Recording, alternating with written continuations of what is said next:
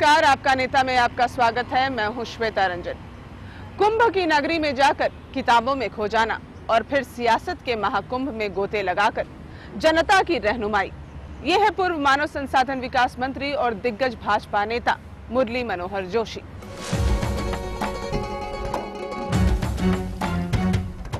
मौजूदा सरकार के फैसलों पर भाजपा का नजरिया और इलाहाबाद की जनता को लेकर क्या है उनकी हसरतें, इसी पर चलेगा आज उनसे सवाल जवाब का दौर।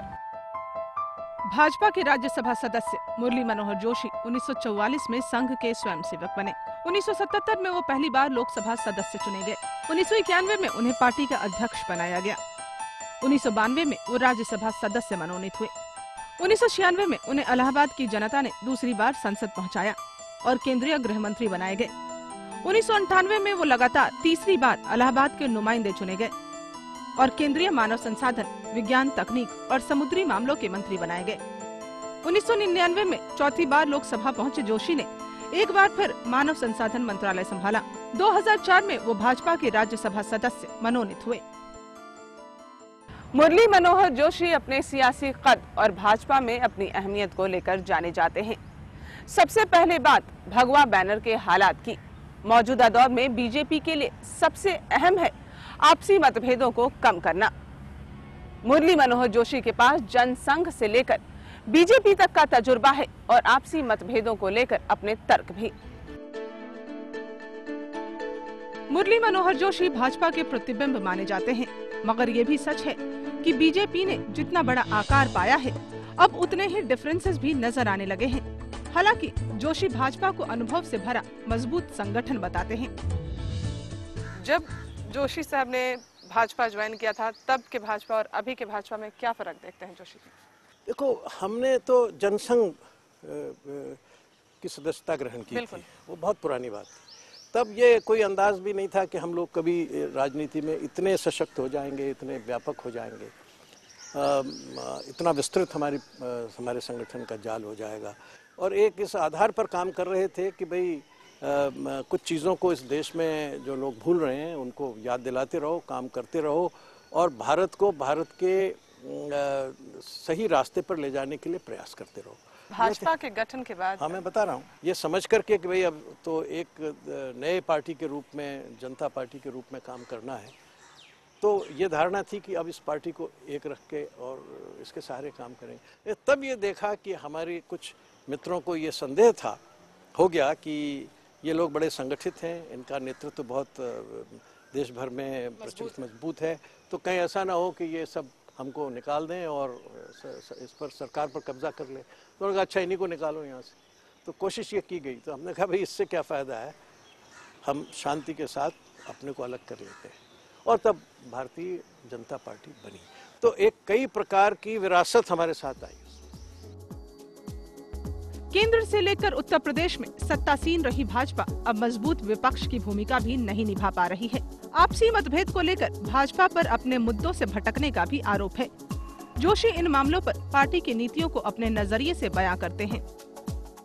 भाजपा के वरिष्ठ नेता के तौर पर मैं जोशी जी से इसका जवाब चाहूंगी कि जो सवाल, जो उंगलियां उठ रही हैं आजकल कि भाजपा अपना जनाधार खो रहा है, उसमें एक आपसी मतभेद पैदा हो रहा है, उस पर आप क्या कहेंगे, जवाब देना चाहेंगे आप जनता के सवाल का? कुछ लोग ये ख्याल था शायद भारतीय जनता पार्टी की जो बड़े महत्वपूर्ण मुद्दे रहते थे वो शायद पार्टी ने छोड़ दिया। राम मंदिर का सवाल है, धारा 370 सवाल है, या कॉमन सिविल कोड का सवाल है, या ऐसे सवाल हैं, इनको भारतीय जनता पार्टी ने छोड़ दिया। नहीं, ऐसा ये गलत है। आखिर हम जिस सरकार में थे उसमें धारा 370 हम ख़त्म नहीं कर सकते। जो हमारी अपनी मान्यता है वो ये है, लेकिन कोalition में एक गठबंधन की सरकार में जो एक साझा कार्यक्रम बनता है, हमारी तो आप विशेषता देखिए, कांग्रेस का जो ये नया गठबंधन है, अलायंस उनका भी है, वहाँ क्या हो रहा है, रोज तनातनी हो रही है। मुरली मनोहर जोशी कुछ भी कहें, लेकिन इतना तो साफ है कि जनता के बीच जनाधार खो देने के कारणों को जल्द ही दूर करना होगा। शिक्षा जगत में मुरली मनोहर जोशी के कई फैसले अहम हैं।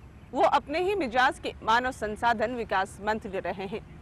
हालांकि अब वो विपक्ष की कुर्सी पर हैं, लेकिन केंद्रीय मानव संसाधन विकास मंत्री अर्जुन सिंह के खिलाफ वो मोर्चे पर डटे हैं।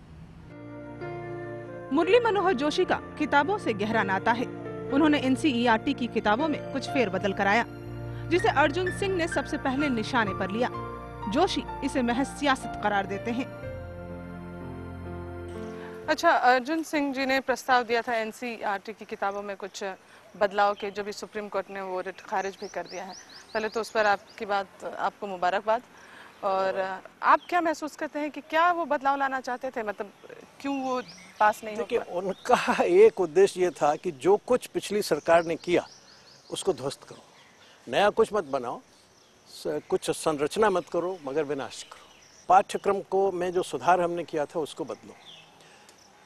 उनकी दृष्टि शायद ये थी कि वो अपने आप को मुसलमानों का और पिछड़े वर्गों का एक रहनुमा बनाना चाहते थे और वामपंथियों के साथ सहयोग करना चाहते थे। मतलब वो NCERT की किताबों में राजनीति कहीं ना कहीं जोड़ रहे हाँ, उस राजनीति का उद्देश्य केवल शिक्षा में सुधार नहीं था।